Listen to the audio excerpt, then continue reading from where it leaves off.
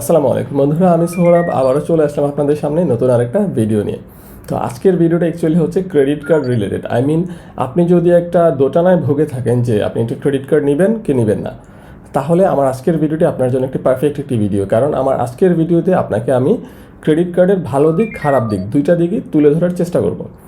So আমার আজকের ভিডিওটি যদি আপনি পুরো ভিডিওটা দেখেন তাহলে আপনার একটা ডিসিশন নেওয়াটা একদম ইজি হয়ে যাবে। আশা করি ভিডিওটি দেখার পরে আপনি ডিসিশনটা নিতে পারবেন যে আপনি কি ক্রেডিট কার্ড নেওয়া উচিত কি উচিত না।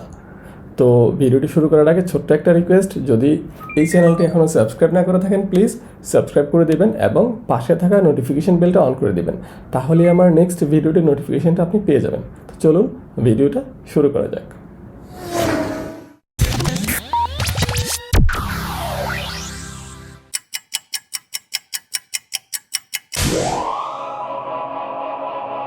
তো সবার প্রথমে হচ্ছে ক্রেডিট কার্ডের সুবিধাগুলো আমরা জেনে নিই।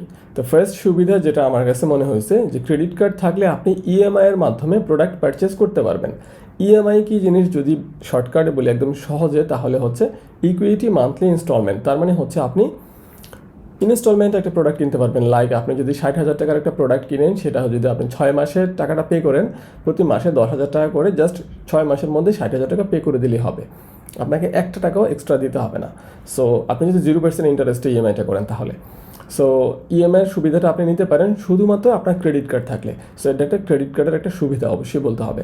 আর ইএমআই সম্পর্কে যদি আপনি ডিটেল জানতে চান, উপরে আই বাটনে আমি একটা ভিডিও দিয়ে রাখছি। ইএমআই কীভাবে ইএমআই নেবেন, কেন নেবেন সব কিছু ডিটেলস আছে, আপনি দেখলে আপনার উপকার হবে যদি আপনার ইএমআইয়ের প্রতি ইন্টারেস্ট থাকে। তো এটা ছিল ফার্স্ট সুবিধা। তারপরে যেটা বলবো, আপনি ক্রেডিট কার্ড থাকলে আপনি অনেক সময় অনেক প্রোডাক্ট ডিসকাউন্টে কিনতে পারবেন, অনেক সময় আপনি ক্যাশব্যাক পাবেন, বোনাস টোনাস পাবেন। তারপরে হচ্ছে ক্রেডিট কার্ডের খরচের উপর বেস করে আপনাকে অনেক রিওয়ার্ড পয়েন্ট দেওয়া হবে, যেগুলো ইউজুয়ালি আপনি ক্যাশ টাকাতে পারচেস করলে পাবেন না। সো এটাও একটা ক্রেডিট কার্ডের সুবিধা যে আপনি বিভিন্ন ধরনের ক্যাশব্যাক পাচ্ছেন, আপনি রিওয়ার্ড পয়েন্ট পাচ্ছেন, যে রিওয়ার্ড পয়েন্টগুলো আবার আপনি টাকাতে কনভার্ট করে ওই টাকাগুলো দিয়ে আপনি ফ্রি শপিং করতে পারতেছেন। তারপরে হচ্ছে আপনি বিভিন্ন বোনাস টোনাস পাচ্ছেন। ক্রেডিট কার্ড দিয়ে শপিং করলে এগুলো পাওয়ার চান্স আছে, কারণ এগুলো হচ্ছে ক্রেডিট কার্ড আপনি যে ব্যাংক থেকে নিচ্ছেন সেই ব্যাংকের সাথে আপনি যাদের কাছ থেকে এই অফারগুলো পাচ্ছেন তাদের সাথে একটা দ্বিপাক্ষিক চুক্তি থাকে। সো আপনি ক্রেডিট কার্ড দিয়ে পারচেস করলে এই অফারগুলো পেয়ে যাবেন, আর ক্রেডিট কার্ড ছাড়া ক্যাশ দিয়ে পারচেস করলে এগুলো পাবেন না। সো এটা একটা ক্রেডিট কার্ডের সুবিধা।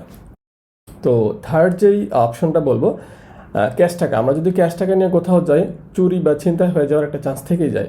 বাট ক্রেডিট কার্ড নিয়ে যদি আপনি মুভ করেন, ক্রেডিট কার্ডটা যদি চুরি বা ছিনতাই হয়ে যায়, আপনার অ্যাকচুয়ালি কোনো খরচ লস হওয়ার চান্স খুব কম, কারণ আপনি সাথে সাথে আপনার ব্যাংকে একটা ফোন দিয়ে দিলেই ক্রেডিট কার্ডটা বন্ধ হয়ে যাবে, ব্লক হয়ে যাবে। সো আপনার ক্রেডিট কার্ড যদি সাথে সাথে ব্লক হয়ে যায়, কার্ডটা চুরি বা ছিনতাই হয়ে গেলো, আপনার খুব বেশি লস হওয়ার চান্স নাই, কারণ শুধুমাত্র একটা প্লাস্টিক কার্ড লস হয়ে গেলো, আপনি আবার ব্যাংকে অ্যাপ্লাই করেন, 500 টাকার মতো লাগবে, নতুন আর একটা ক্রেডিট কার্ড আপনি পেয়ে যাবেন। সো এক্ষেত্রে এটা একটা সুবিধা। অবশ্যই আপনার নগদ টাকা থাকলে হারায় যাওয়ার চান্স আছে, ছিনতাই হওয়ার চান্স আছে, ক্রেডিট কার্ড থাকলে এগুলো হইলেও আপনার খুব বেশি লস হবে না। তো এটা একটা বেনিফিট। তো তারপরে যে সুবিধার কথা বলবো সেটা হচ্ছে আপনি মান্থলি যে খরচগুলো করতেছেন, আপনি যদি ক্রেডিট কার্ড দিয়ে করেন, আপনার কিন্তু এক্সট্রা কোথাও লিখে রাখা লাগবে না কোথায় কোন পারপাসে কত টাকা খরচ করতেছেন। আপনি ক্রেডিট কার্ডের স্টেটমেন্টে কিন্তু প্রত্যেকটা জিনিস পেয়ে যাচ্ছেন। মাস শেষে যে আপনার কাছে যে একটা স্টেটমেন্ট আসবে, সেই স্টেটমেন্টে কিন্তু আপনি প্রত্যেকটা জিনিস পেয়ে যাবেন যে কত তারিখে কোথায় কোন পারপাসে আপনি কত টাকা খরচ করছেন। সো এটা একটা বেনিফিট বলা যায়। তারপরে হচ্ছে কোথাও ধরুন আপনার হাতে ক্যাশ টাকা নাই, বাট ইমার্জেন্সি আপনাকে একটা কোথাও পেমেন্ট করতে হবে। এখন আপনার যদি ক্রেডিট কার্ড থাকে, আপনি কিন্তু ক্রেডিট কার্ডটা দিয়ে পেমেন্টটা করতে পারতেছেন, জাস্ট টাইম মতো ব্যাংকে আবার টাকাটা দিয়ে দিলেই হবে। সো এটাও একটা হিউজ বেনিফিট ক্রেডিট কার্ডের।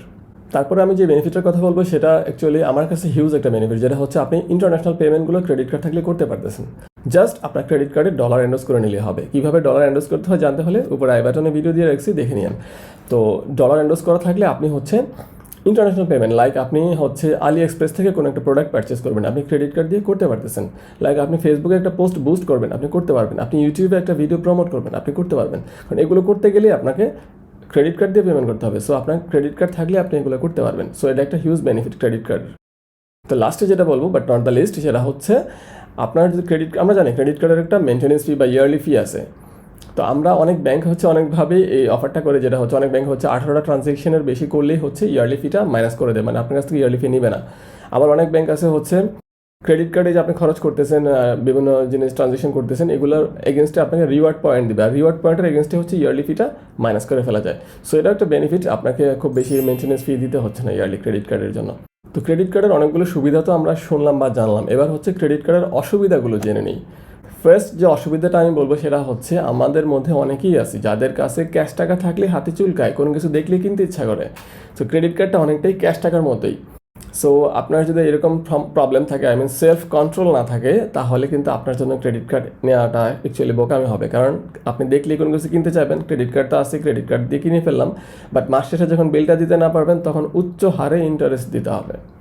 সো এটা খুবই একটা রিস্কি জিনিস হয়ে যায় আপনার জন্য যদি আপনার এই ধরনের সেলফ কন্ট্রোল না থাকে।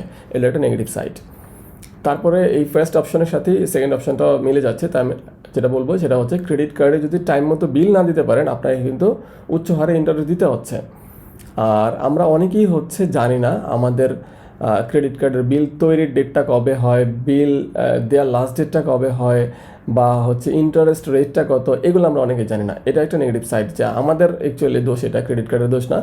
যে আমরা এগুলো না জেনেই ক্রেডিট কার্ড নিয়ে নিই, ক্রেডিট কার্ড মেনটেন করি, বাট খোঁজখবর রাখি না কত তারিখে বিল তৈরি হচ্ছে, কত তারিখে বিলটা দেওয়া লাস্ট ডেট, কত তারিখে ইন্টারেস্ট রেটটা কত।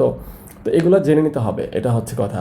আর অনেকেই হচ্ছে আমরা কি করি, মিনিমাম পেমেন্টটা দিয়ে রাখি, বাট মিনিমাম পেমেন্টটা দিলেই তো হবে না, আপনার টোটাল যে ডিউ সেটা দিতে হবে। আদারওয়াইজ একটা নির্দিষ্ট সময় পরে দেখবেন অনেক ডিউ হয়ে গেছে, আপনার মাথা তখন খারাপ হয়ে যাবে।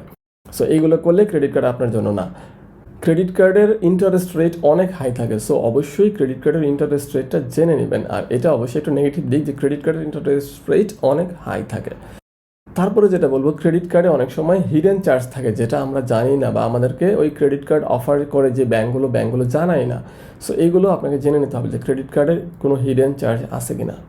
অনেক সময় অনেক কোম্পানি মিসলিডিং অ্যাডভার্টাইজমেন্ট করে আমাদেরকে ক্রেডিট কার্ড দিয়ে কোনো কিছু পারচেস করার জন্য। লাইক আমি একটা এক্সাম্পল যদি বলি, অনেক সময় আমরা দেখতে পাই যে ক্রেডিট কার্ড দিয়ে যদি আপনি পারচেস করেন এয়ারপ্লেনের টিকিট, আপনি হচ্ছে 20% ডিসকাউন্টে নিতে পারতেছেন। বাট আপনি যখন কিনতে যাবেন তখন দেখবেন এই 20% ডিসকাউন্টটা শুধুমাত্র বেস ফেয়ারের উপর থাকে, টোটাল প্লেনের যে টিকিটের প্রাইস সেটার উপর থাকে না। আর আপনারা জানেন যে বেস ফেয়ারটা টোটাল টিকিটের প্রাইসের একটা সার্টেন একটা অ্যামাউন্ট থাকে। সো ওই অ্যামাউন্টে 20% খুব বেশি হয় না, অ্যাকচুয়ালি এটা নেগলেজেবল, এটা না দিলেও কোনো ব্যাপার না। সো এই ধরনের ধোকায় পরে আমরা অনেক সময় ক্রেডিট কার্ড দিয়ে পারচেস করতে যাই এবং পারচেস করে দেখি না অ্যাকচুয়ালি কোনো লাভ হয় নাই। তো এইটাও একটা নেগেটিভ সাইড। এটা হচ্ছে এগুলো হচ্ছে বুঝে কাজ করতে হবে অ্যাকচুয়ালি, যে অফার দেখলেই লুফে নেওয়া যাবে এরকম না, আপনাকে জেনে বুঝে তারপরে হচ্ছে ক্রেডিট কার্ড দিয়ে পারচেস করতে হবে। তো মোটামুটি নেগেটিভ সাইডগুলোর মধ্যে হাইলাইট যদি করি, মেইন জিনিসটা হচ্ছে আপনাকে টাইম মতো ক্রেডিট কার্ডের বিলটা পেমেন্ট করতে হবে, আদারওয়াইজ উচ্চ হারে ইন্টারেস্ট দিতে হবে। আর উচ্চ হারে ইন্টারেস্টটাই হচ্ছে মেইন নেগেটিভ সাইড, এবং হিডেন চার্জ থাকলে এটা একটা ভালো একটা নেগেটিভ সাইড। তো মোটামুটি আমরা এখন জানলাম যে ভালো দিক কোনগুলো, খারাপ দিক কোনগুলো।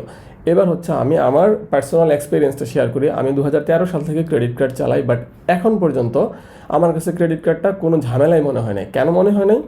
আমি কখনো 1 টাকা ইন্টারেস্ট দিইনি এখন পর্যন্ত। আমি জানি আমার বিলটা কত তারিখে তৈরি হয়, আমার বিলের লাস্ট ডেট জমা দেওয়ার তারিখটা কবে, আমি সব সময় লাস্ট ডেটের আগে হচ্ছে টোটাল বিলটা পেমেন্ট করে দিই। সো আমার কোনো ইন্টারেস্ট দিতে হয় না। ইভেন ট্রানজ্যাকশনের উপর বেস করে আমার হচ্ছে ইয়ারলি যে ফি সেটাও মাইনাস হয়ে যায়। এখন বর্তমানে ট্রানজ্যাকশনের অপশনটা রাখতেছে না, যেহেতু আমি ব্র্যাক ব্যাংকের কার্ড ইউজ করি। এখন হচ্ছে রিওয়ার্ড পয়েন্টের এগেনস্টে, সো আমার রিওয়ার্ড পয়েন্ট দিয়ে আবার আমি ওটা আপ করে দিই, আই মিন ইয়ারলি চার্জ দিতে হয় না। সো ক্রেডিট কার্ডটা আমার কাছে কোনো প্যারাই মনে হয় না, আমার কাছে অবশ্যই ভালোই মনে হচ্ছে, এই কারণেই ভিডিওগুলো করা। তো বন্ধুরা, যদি আজকের ভিডিওটি আপনার কাছে একটু উপকারী মনে হয়, যদি মনে হয় না আপনি কিছু জানতে পারলেন, তাহলে অবশ্যই একটু লাইক দিয়ে যাবেন ভিডিওটাতে। আর হচ্ছে চ্যানেলটা যদি এখনও সাবস্ক্রাইব না করে থাকেন, প্লিজ সাবস্ক্রাইব করে দেবেন, এটা মাস্ট। তো আজকে এই পর্যন্তই, আবার দেখা হচ্ছে শীঘ্রই নতুন কোনো ভিডিও নিয়ে। ভালো থাকবেন, আল্লাহ হাফিজ।